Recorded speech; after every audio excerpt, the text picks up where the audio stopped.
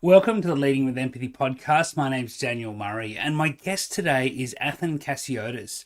Athin is a really interesting guy. He's a high school dropout. He was an entrepreneur from early on in his career, but then he's gone on to do an MBA, to become an NLP practitioner. He's now a coach and mentor for thousands of businesses, runs his own podcast, and he really gives this real sense of what it takes to have that drive, that passion to start a business, to really go after your goals. And I really enjoyed my time with Athin. So I hope you do too. If you want to get in touch with Athin, all the links will be in the notes below. Here's Athin Cassiotis.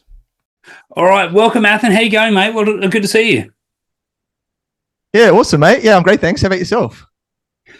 Doing well, living up here on beautiful Bribie Island. Look, maybe it'd be great for you just to give us a bit of the Athens story. Tell us a bit about your background, what you've done, what you do, and love to sort of understand more.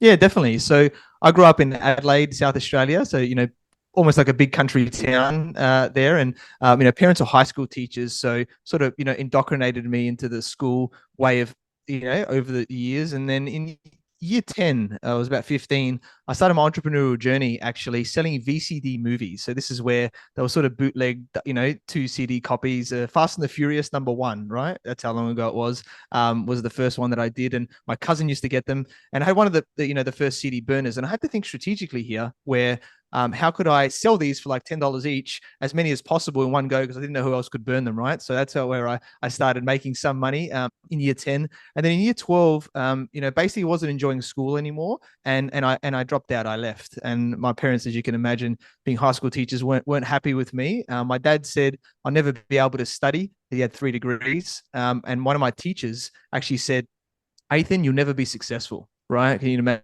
that at a young age saying that to me? So that's sort of that journey. So I just went and got a job, worked my way up, and then that big environmental company I worked for moved me to Sydney. So I've been in Sydney now for over 12 years, and was learning more about business, doing a lot of cool things there. But then wanted to learn more because everyone was talking about degrees, and then I looked in, and I could get into an MBA, a Master of Business Administration at one of the top unis, UTS here, based on just having over 8 years experience in working, which I had 8.5 at the time. So I was like, okay, why not? Let's get into it. So I got to skip year 12 and skip the bachelor basically and go straight into the MBA, which is a different path. And was really enjoying that. Even though it was tough for me to study, I had a purpose and really wanted to learn more. And then I was about halfway through, and then there was a big change in management. Wasn't enjoying it, and I left that business after 10.5 years and started my first business, which is waste management consulting. So I took all of my knowledge, and then I gave it to the market. I got Westfield as my first big client, saved them like $4 million a year, 20 million over 5 years.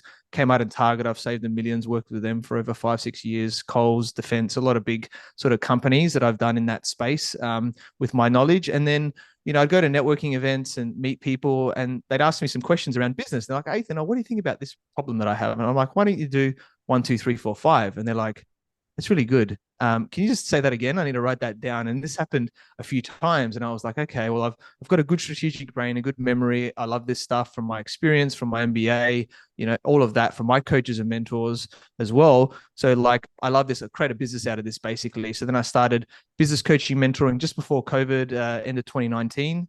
And, so a lot of virtual, but now doing in-person events this year, and really helping people in all areas of business. So I have my business growth MBA system, which has 9 keys. One of them is mindset, but the other, 8 are there in different types of strategies and tactics. Thinking of myself like a GP, you come to me first. I look at all these key areas. Where are the areas we need to focus on first? And then do I need to bring specialists in that are specialists in certain areas as well to help you, whether it's implement or get some additional stuff there, which has been great. Been enjoying that journey. Also got a podcast, the Business Growth Show, which is, over 200 episodes every week for over 4 years now, and going strong with a lot of big guests, which I've loved doing that. Started that sort of near the start of COVID. Just, partnering, investing in a lot of businesses, doing a lot of cool things on there, and just really help helping business owners grow and scale to create, more wealth and freedom, and really make that difference, in what they're doing, and not just in their business, but in their life, because it all comes together as well. So that's the very quick version of my story, mate. Cool. What did your parents think about you bootlegging DVDs? That sounds like an interesting sort of a start to the career. Yeah, I don't remember telling them actually that I was doing it. I just said, can you buy these? They had one of the first CD burners, right? A few people had them. I just said, I need to burn stuff like games. I think I used games as the excuse, because you used to be able to burn games as well, computer games, and you'd buy like a big stack of 10 or 50 CDs. They used to be like Yeah. $1 each or something like that back then. So they didn't know I was being a little bit coy, but my cousin was getting these bootlegged VCD type movies there, and I was just like, yep, keep bringing them in. I'll keep sort of feeding them through. And I think when you're growing up, you tell your parents certain things, but you don't always tell them everything. So you mentioned, study was hard. You didn't like year 12. What was the challenge there? What did you find, difficult about the sort of more traditional sort of study path? Yeah, like I felt like they were putting me into a box to some extent. Like it was like, oh, this is the way you need to study. And I was sort of indoctrinated like that from my parents anyway, but I wanted to do things differently. The way I studied, I used to do whole semester assignments, like a half year assignment. I used to do it in one night, the night before, and I used to get very good marks for it, right? So I wasn't the person that would sit there and study every night and do the normal thing. I wasn't like that. I used to do all nighters. It wasn't not necessarily sustainable, right, to do it that way, but it's just the way that I was built. So I was sort of, doing things differently from most people, and thinking outside the box differently. And I think, my parents at a young age, at 6 years old, I went to a place called Future Kids and learning about computers. So from that age, from Windows 3.1 onwards, so I'm very good at systems, a bit like the youth would be of today, right? So I think just the way that I thought with these different experiences my parents gave me, which are great, was just I wasn't conforming in the way that I was doing things over there. And so I wanted to just do something different. And then I wasn't enjoying it. I wasn't getting good marks. And then it's like, oh, you got to get a good mark in year 12. I'm like, nah, this, screw this. I'm out of here. I'm not going to be like that. And let me just sort of find my own way. And that's sort of the way it went. So I think, not saying everyone should drop out or everyone should do school. I think it's individual to the person, right, on what feels right. And it's understanding your instincts, right, your gut feelings about what's the right step. Don't just do things that because your parents or your friends or someone's telling you to do it. What does actually feel right for you? So that sort of entrepreneurial spirit, I guess, comes out in a few ways. The wanting to make money and finding an innovative way to make sure our celebrities in Hollywood don't make all the money themselves, but then also thinking, well, I want to do things differently. What is that? What's that drive? I guess that because entrepreneurial, there's a lot of people who say they're an entrepreneur, and I always hear the term. It's thrown around often, but when you hear that term, what does it mean to you, or what part of, if you looked into you, what is that inside of you, that entrepreneurial spirit, or that spirit that gets you to go, throw the shackles off, bugger it, I'll do it myself? Yeah, it's a great question. And, I think at its core, as an entrepreneur and as a business, if you would think about it, it's more about solving problems, right? If we really think about it there. So as a business, you're solving a particular type of problem. So as an entrepreneur, you're a problem solver. You're seeing something out there and going, I want to do things differently. Right. So I think that's the biggest way, is that if you're not liking the way, and it's, if you do it in a simple sense, it's like a system. You could just follow a system, you get a process and do it. The better way of thinking as an entrepreneur, this is someone that's an entrepreneurial thinking within a business, is going, how can I do this more efficiently? How can I do it differently? Right. Instead of just following the standard process. So I think that's really what it is, right? As an entrepreneur, is thinking differently. How do I solve this problem? What's out there? I'm intrigued in doing something different, and creating your own economy in some ways, right? So some people are not hireable that well, right? And I, even though I was, worked well, I was working my way up, but later down the track, I wanted to do a lot of things in the business, and I got a lot of opportunity. That they gave me a lot of projects, for example, where I, rewrote sales reports, took over major reporting for 2 states at 19 years old. I was doing all these projects, right?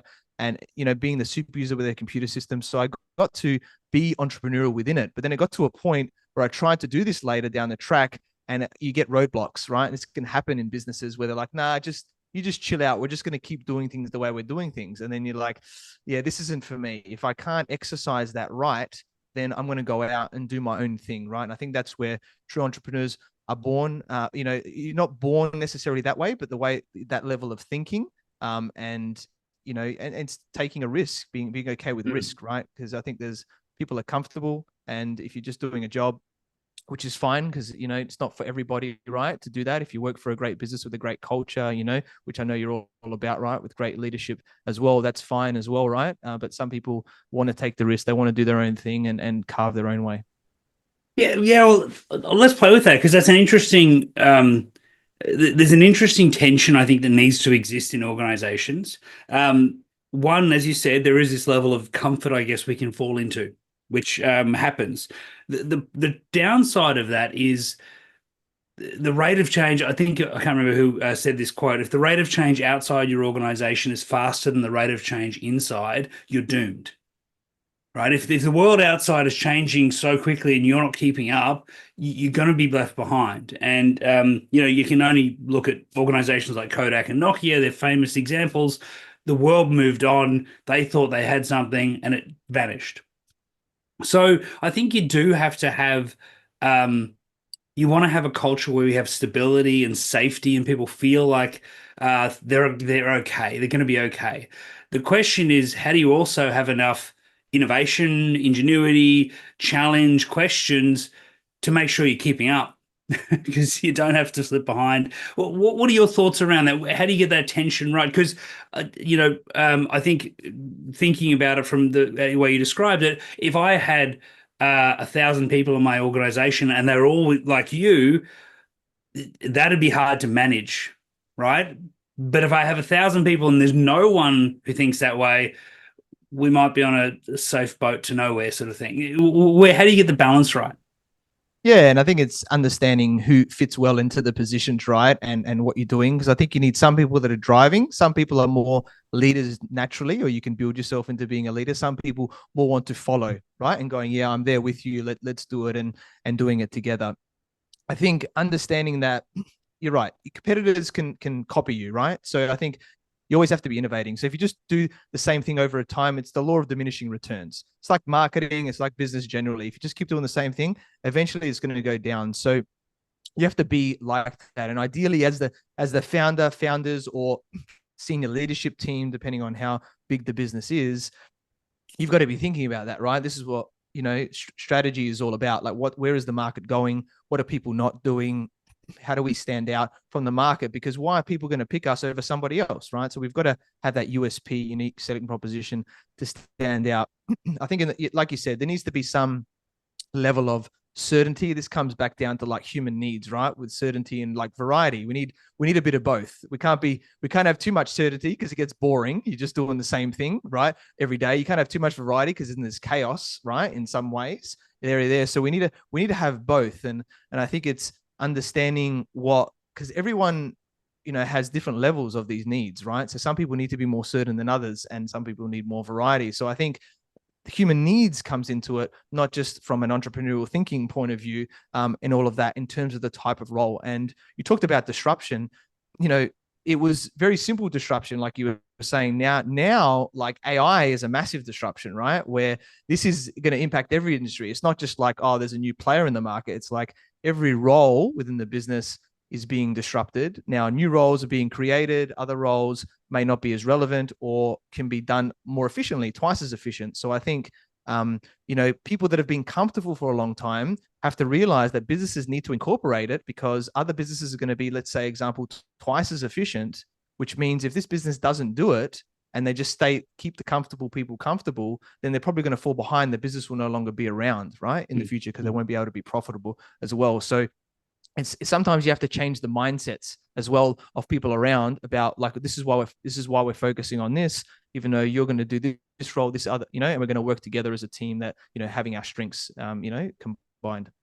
Yeah, I think AI is a great example of, I think it's a new tool, and it's a bit like when we got computers for this first time, or the internet is a good example of this, right? We got this incredible new tool, and it was the promise of everyone's going to have all the facts. And instead, we got not all the facts. We got every fact or everything you could possibly view, every opinion's out there, and we filled half of it up with cats and pornography. So, like, I'm interested when you think about if we jump forward, say 20 years, and you look back and go, gee, what happened? What did AI do for people? If I think what did the internet do for people, it was probably different 20 years ago looking forward than it will be looking back and going, this is what actually happened. What do you think AI is going to do to businesses, to people in the next sort of couple of decades? Yeah. So, like, I think a lot of the tasks that are easily done are going to be automated within a business. So instead of needing, let's just say 5 people in an accounts department, you might only need one person, right, doing that particular role. However, you also need somebody to drive the AI. It's not like the AI can just work on its own, right? To some extent, there needs to be someone driving it or checking it or making decisions based on the AI. So I think AI is going to be incorporated in everything we do. A lot of people think just chat GPT, but there's a lot of other specific AIs that do really specific things now. Like there's AI employees that are being tested now, right? So this is where instead of you having to get a person to call someone or message someone to do something, the AI does it for you, right? So this is where it's going now, where a lot of communication can happen automatically with AI, and a lot of processes, because we're great as humans, that we have this brain, right? That's, got a lot of information in it, but a lot of it's in the unconscious. And for us to access it, it's not as easy as like the whole internet being uploaded to an AI and within seconds of being able to get that information. Like we don't have that level of, access naturally as a human. So, it's like strengths and weaknesses. Again, this is what AI is really good at. It's really good at having a lot of information and pulling it out. So how do we use that? And then how do we make decisions on that in the business? Mm.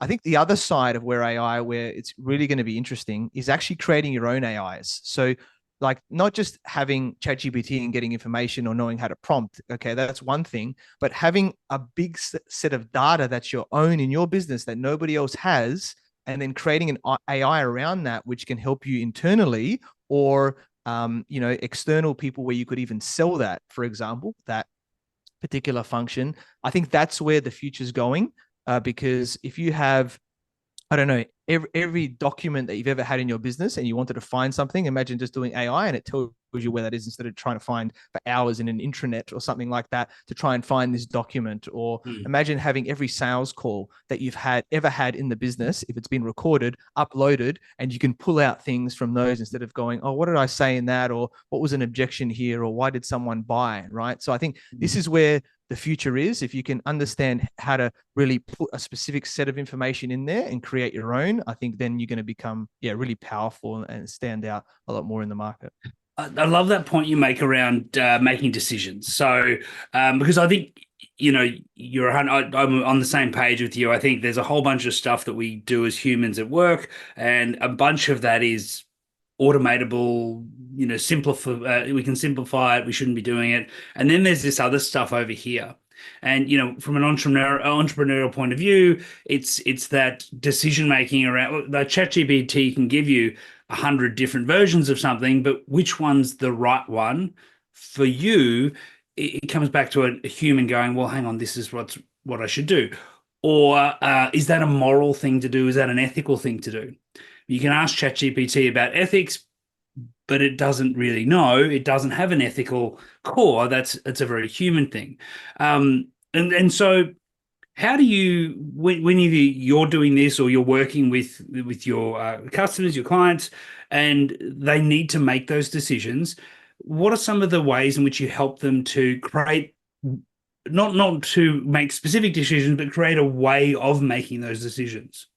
Yeah, it's a great question. And the way I think about it is there's like a 10-80-10 rule, let's just say, right? So in anything that you do in the business, ideally, whether you're delegating it to a person or let's say in getting AI to do something, is 10% is like the initial strategy, right? So you need to come up with, okay, what are we actually doing here? Like, what's the outcome that we want to get for a particular task, a project, whatever that is. Then you want to ideally delegate this to somebody or delegate it to AI to come up with that, right? So, hey, we want to do a marketing, plan, or, do a marketing strategy to do X, Y, Z. And then ChatGPT spits out all this stuff, right, to us that gives us all of that. Now, that can do 80% of it, maybe a bit less, but let's just use this as an example. The last 10% is then up to us, whether it's the person that's just doing it within your business, or whether it's the founder, the person people hire up needs to check that and needs to adjust it, because it's really a foundation. I think that's the best way to think about it. It's a great foundation to give it to you.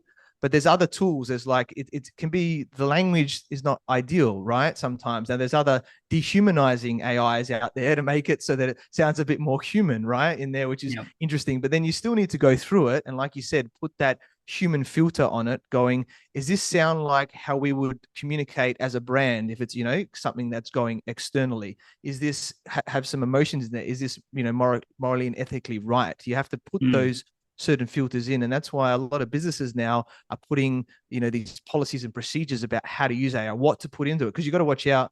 If you're just putting it generally in ChatGPT, you don't want to put sensitive information in there, right? Because it goes out there in the market. So what you're putting into it is important to know with your team, and then how to then, put these certain rules in place after to adjust it, in that area there, I think is important. And so as long as you're not just going copy paste done, and you're putting that filter on there, and maybe even getting it double checked, and understanding how it works for your business, I think that's the most important thing. Yeah, it's really understanding those limitations, isn't it? There's things that we should be doing, there's things we shouldn't be doing. That idea around ethics and morality, such a challenging one. It's one of those things I think that a business has to have, or a person has to have, a set of principles. What are my values? What's important to me? What are those things that, when push comes to shove, I have to go this way? Where will I make a stand? Those sorts of things. Do you have, I guess, your set of values, or, some of those principles? What are some of those things that become that foundation for you?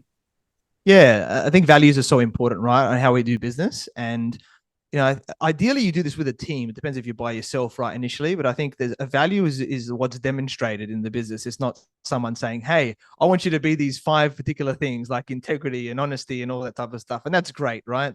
They can be good values. Ideally, I think a value is like a sentence. Like ideally you can say, this is how we're behaving, right, in this way. So for example, we always over deliver. Is like my value here. I always want to over deliver in terms of what I do. Instead of just saying over deliver, like we always over deliver, to our clients, or something like that is one of my values. Having high attention to detail, right, is another one of my values specifically, because I have that. And, I like doing that. Obviously, doing things like integrity, having, integrity and everything, and, the ethics, moral side of things, should be a value there.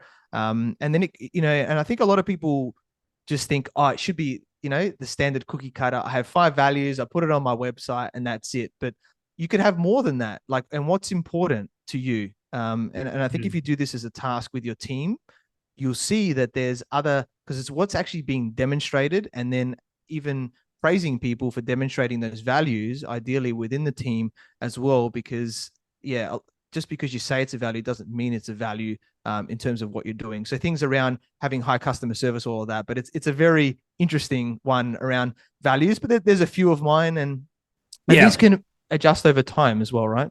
Yeah, it's a good point. Like I don't like the word integrity as a value. Not saying we shouldn't have integrity, but part of the reason I say that is, we expect you to have integrity. Like what I find interesting is very few companies, a lot of them say integrity, right? Very few of them say legal. We comply with the law. Why don't they say that? Well, it's obvious. Of course they do. It's a given. So why isn't integrity? Like, isn't it a given? I'm going to do what I say I'm going to do. And I think your approach is a much better one, which is, what is the sentence that typifies what we do around here? I often say to people, the 3 of the big 4 banks had integrity as their number one value before, during, and after the Royal Commission into banking. It's not what we say; it was actually what we do that's much more important. That whole idea of having a conversation with your people and finding out what is important to us, particularly when you say high customer service, it was interesting. I was like, what does that mean? To what end? When will we stop? Like Apple's got great customer service, but they won't send someone to your home to sit down and make you tea and like sort out your computer. So when you're thinking about the people you work with, because you work with a lot of sort of business owners, people who are time poor, people who are sometimes stressed, sometimes they're running out of cash flow, running out of options. They're thinking, how do I make this all work? What's your sense of customer service or high customer service to them? Yeah, and you're right. We all have some level of customer service, right? Because that's what's going to make people like working with us and coming back. And it's really about wow. I think that's the best word to use, right? Is we want people to have a wow experience. And the other word's experience. So understanding that every touch point in our business, whether that's you picking up the phone and speaking to someone, whether that's online, right? Whether they're seeing you at an event, everything is a touch point there. And that comes down to your brand. And you want have a wow experience. So every time they have an interaction with you, that they're like, okay, this was awesome. I really got a lot of great help here today. In whatever their interaction is, right? So that if I need something, that they're there, I can rely on them. And ideally going over and above, and that's that over and above sense in that customer service. So, a lot of people, you can have scripts, let's just say as an example, right? Where you're like, oh, I'm just going to follow this script, but we're talking about humans here, right? So how are you building rapport initially with someone? And I know you're a lot about empathy in terms of what you do, Daniel. So having empathy for the person on the other side, right, is a big thing as well, especially if they're unhappy with something. So just because someone's complaining about something doesn't mean it has to be a bad thing in the end, because if you can empathize and you can get them to a point, you can get them to be really happy at the end of it because of the way that you dealt with that problem. And I think that's where the true customer service comes out. It's easy to do it when someone's happy and doing that area there, but when someone's not happy, then that's where those skills come in, and having that awareness on, it's a human interaction and getting them to where they can and putting that over and above and that wow experience. And it might not be, going to their house and delivering something, but in that moment, what you can do there, it can be really powerful to go, wow, that was great. And I'm going to, tell people that they really solved my problem. Let's talk about empathy, because you brought it up, and as you know, I'm fascinated. What do you? It's a word that gets bandied around, right? Lots of people use the word. What does it mean to you when you think about I have to have empathy for your client, customer? Maybe it's when you're working with someone. How do we have empathy for their customer? Because they're part of the system we're in here. What are your thoughts on empathy?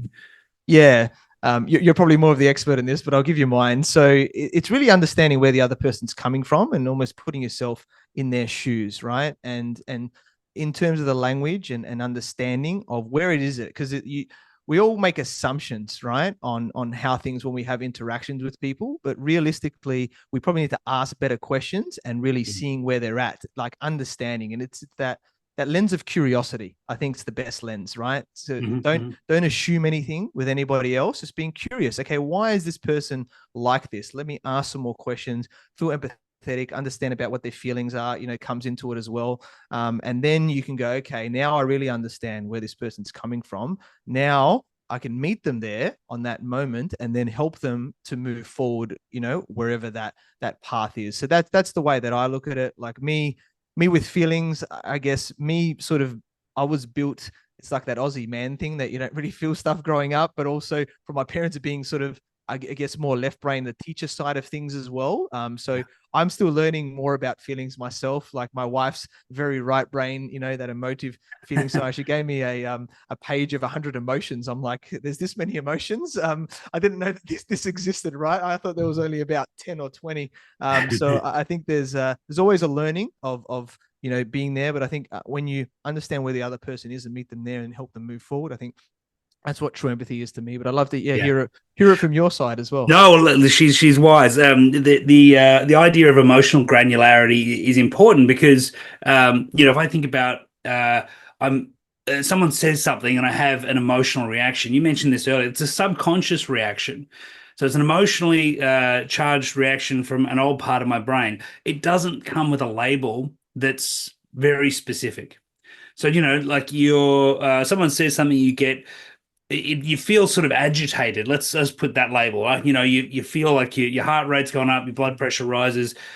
So the question you have to ask yourself, and this goes to your wife's chart, for example, or page, is that frustration? Is it anger? Is it disappointment? Because these aren't miles apart from each other physiologically. They're pretty similar, right? But if I'm angry and I think, no, that's definitely anger, I may act very differently than if I'm frustrated. And so the question, and this sort of comes back to the difficulty of empathy, I want to ask you about as well. If I respond from the wrong seat, right? If we think there's all these seats and I actually get my reaction from the wrong spot, there's a good chance that this is going to not work out the way I want. And so coming back to this, empathy sounds like when you described it, try and understand, meet the person where they are, get their perspective, love it. The question I ask is, if it's that simple, why don't we do it all that often? Like, why do we make it seem so hard? Why do we misunderstand each other far more often than we understand each other? What do you think drives that in the clients you work with or people you see? Yeah, like everything only has the meaning we give it, right? I'm an NLP Master Practitioner as well, right? So I think the mindset is very, very important to understand. So even though you say something to somebody, you put a particular meaning on that, but the way that that is received on the other end can be very different. So Mhm. you just have to firstly have an awareness that that could be a disconnect, right, with that meaning, and that could trigger something. There's an emotional response back and forth, right, when people are talking to each other. So I think first it's that awareness. A lot of people aren't aware necessarily, they're just reacting, right? It's that older part of the brain, like you said, it triggers something and it brings up an emotion. And in business especially, emotions, high emotions or low emotions, both ways, if it's anger or frustration or if it's like excitedness, can impact our decision making in business. Now, it's not saying bottle it, but that can, because if you're really angry, you might say something that's bad, right? Or if you're really excited, you might say something and not think about stuff because you're like, oh yeah, let's just do it without looking at the fine print, right? About what you're actually doing there. So I think understanding that the message is different. So that's that curiosity lens, but then also going, okay, well, where do I actually want to be with this one right now? So when you've got that other person on that other side there, going, okay, well, what is this emotion? Ask the questions, dig into that, and then see where that's going for you. And this is where like emotional intelligence comes into it, right? So understanding that you to be able to process the emotion when it's coming up without lashing out or without emotionally reacting at Mm. that particular time, I think's really important in it as well. And I actually learned a really cool thing from someone I interviewed was around when you feel an emotion, the emotion actually only lasts for a maximum of 90 to 120 seconds. So that's a maximum of 2 minutes. So if an emotion goes longer than that, that is actually you looping the emotion. And this is where people can Yeah. be angry for a whole day or something like that. So when you're aware, so then sometimes, like with my wife, occasionally, we still get emotional in different ways. And she goes, what do I do in that moment? I said, just walk away for a couple of minutes and come back. Or for either of us, right? If that's an easy thing for you to do, just saying, hey, can we just come back to this in a couple of minutes? You can do it in Mm. the workplace, you can do it anywhere. If it's challenging for either person, there, and then it's up to you to not just keep looping that emotion after. Because I think a lot of people, misery loves company. A lot of people just like to, talk about stories and keep complaining about things. But in the end, that's not going to help you. And if you, have a bad day, it's like, how quickly can you bounce back and going, oh wait, I've got awareness now. I'm feeling like this. How do I actually want to feel? Let me allow this to process this emotion, whatever that is, and now move back into, allowing me to function much Yeah. better in terms of what I'm doing. Yeah. Yeah, absolutely. I think you're right that one of the biggest tips in, I think this is Buddhism as well, but in many cognitive behavioral therapy type processes is when you feel an emotion, give it a name, like give it a label, and then have that granularity. Hang on, is it really that, or is it something slightly different? Because I think your walk away idea is a great one. as long as you don't, as you said, walk away and brood and, think about it. And I want to bring this back to something that I think you touch on in coaching around mindset. One of the things I experience when I work with leaders in large organizations is a challenge sometimes they have where they have such a strong desire to be right, but not necessarily the desire to get the right outcome.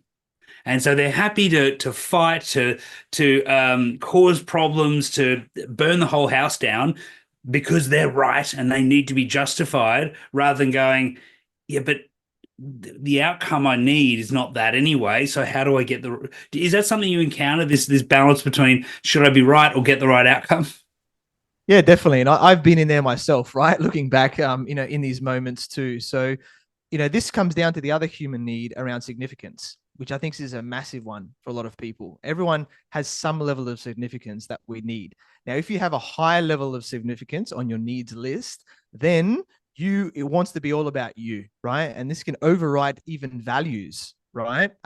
Your significance level there, which is really interesting, right? That's how powerful significance can be.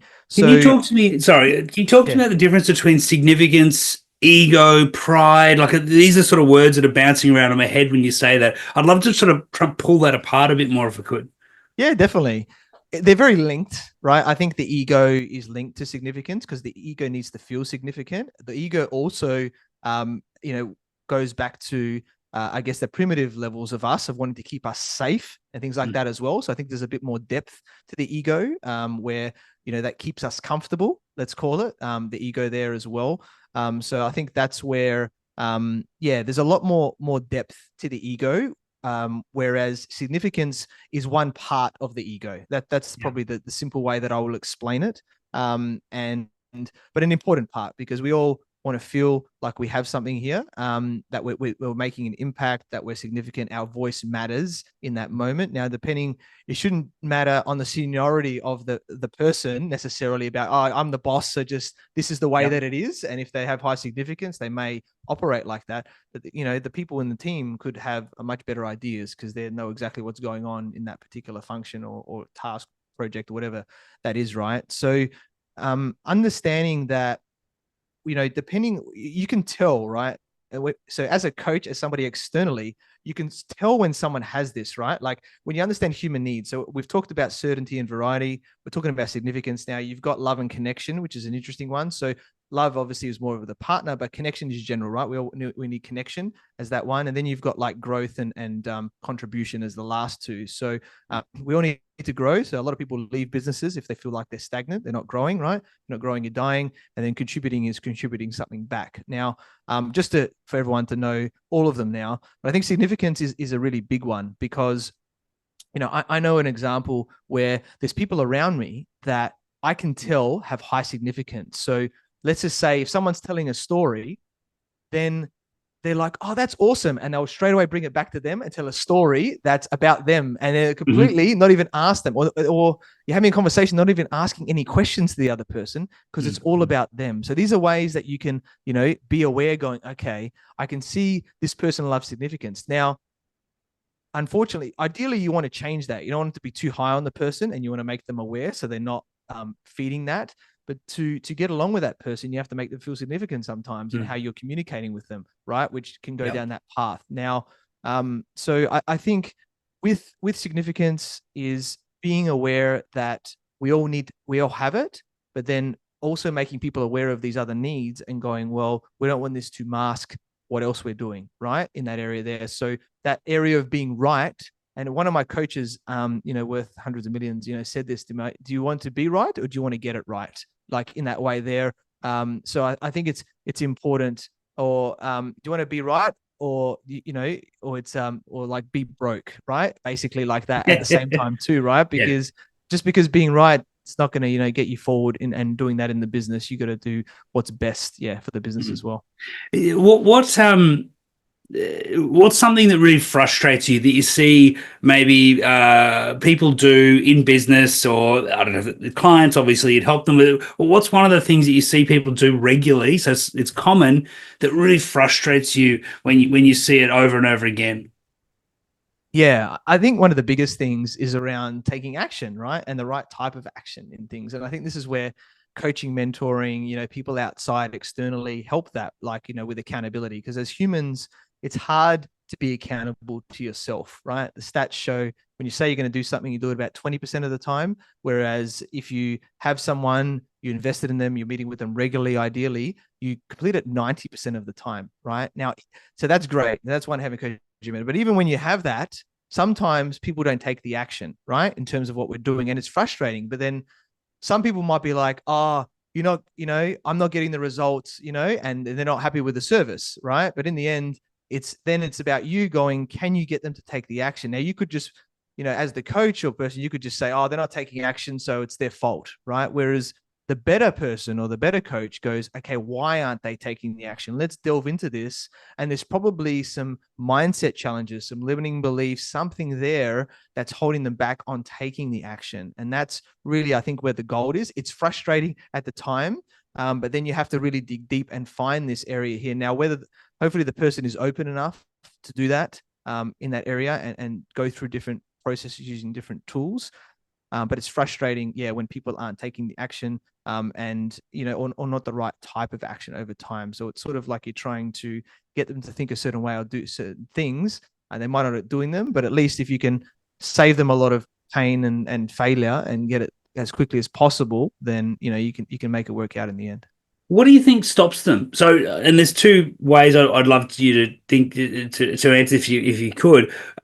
One, what stops them changing when they're doing the wrong things, or what stops them just taking action when it seems sometimes so obvious, right? Like, well, just do the thing and they don't seem to do it, or they don't want to change what they've always done. What do you think drives that in people? Yeah. So 95% of our thoughts are the same thoughts we had yesterday.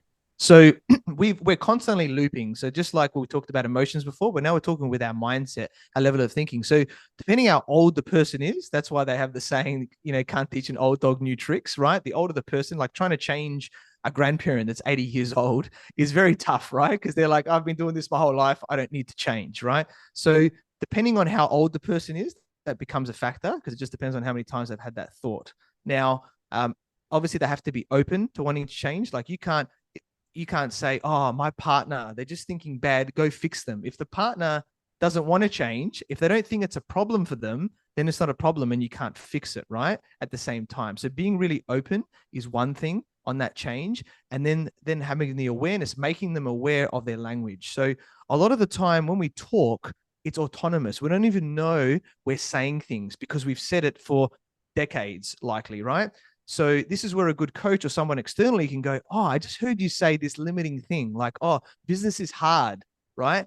And you're like, okay, well, that's not a belief that's going to help you, right, in business. And they probably didn't even realize they just said it, probably said it thousands of times as quickly through conversation. So then that external coach mentor goes, okay, I just heard you say this. I heard you say this. Were you aware? No. Okay, cool. You're happy if we work through this and make this a better belief and then, go through a process. So I think most people aren't aware of what is actually happening. And you can do it to some extent yourself when you become aware, but ideally you get a lot more from somebody externally that can do this. So I think there's that level of awareness that's really important. And then, yeah, from that area is changing that. And a great example is I had a business owner, multiple seven-figure electrical plumbing type business. Went down a lot. He found me online, reached out. It went from like 15 staff down to 5 staff. The business was going down. And I knew it was his mindset from the first initial chat. And I said, the first session we're doing is a mindset session. I went really deep and rescripted a lot of beliefs that he had there.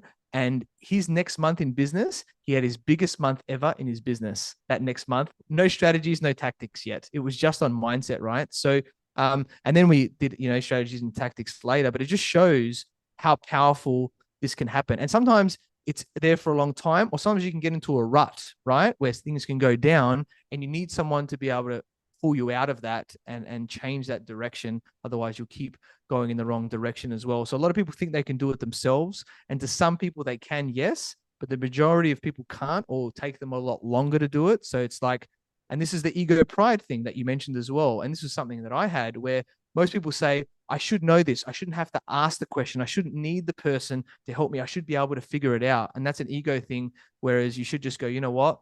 Screw the ego. I'm just going to ask the question because I know when I do, it'll help me and probably help others around the same time. Yeah, humility is such a powerful force and a critical one, right? If the world's changing around you super fast, no one has all the answers. No one can have all the answers, but we can work them out if we have that humility.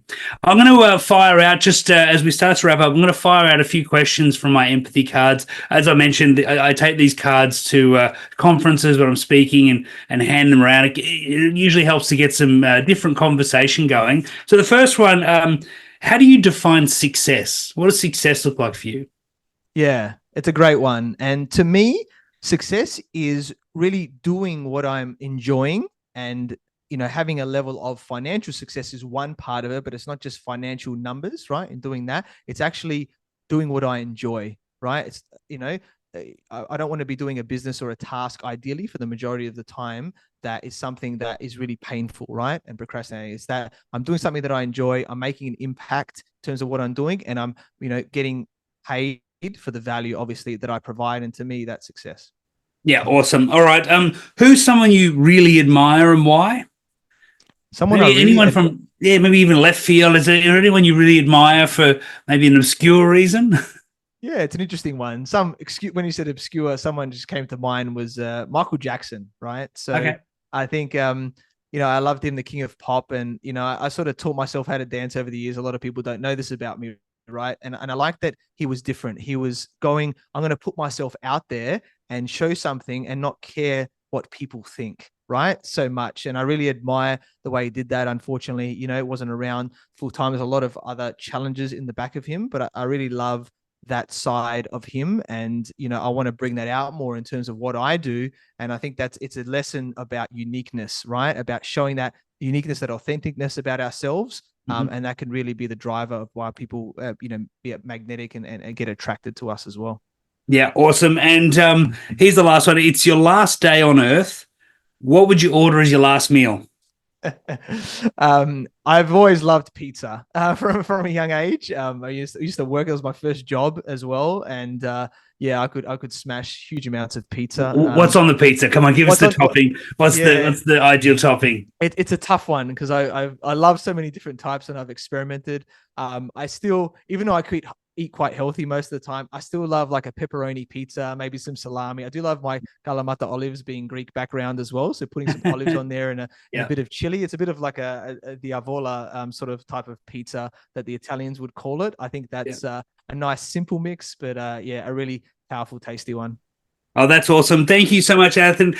Look, how can we get in touch with you? I'll pop stuff. We'll send the links in the YouTube comments and things like that. But what's the best way for people to reach out if they're sitting there thinking, hey, that mindset stuff, I need to get on top of this. I need some help. I love this idea of creating that wealth and that financial wealth and freedom.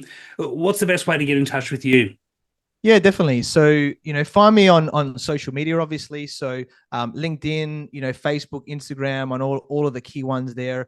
You'll see that, there'll be like a little calendar link in there or a link tree as well, where you can connect with me. I offer free 15-minute growth session to help you with a quick mindset or business growth area there as well, or just my main website which is athincassiotis.com. ATHINCASSIOTIS.com. That's got everything about what I do, connected to my podcast, connected to all these different areas, and even talking about, if you want to partner together, if you want to do a lot of other things. I'm always open, to having conversations with people, because you never know where it leads. It could be a connection on that area there as well. So love for people to reach out, find me on all of those areas there, and hopefully, we can grow and together and create more wealth and freedom and enjoying our life more. Beautiful. Love it. Thank you so much. We'll link all that stuff as well. Been great to chat, mate. I look forward to catching up in person too. Yeah, thanks, mate. Same to you. Enjoy.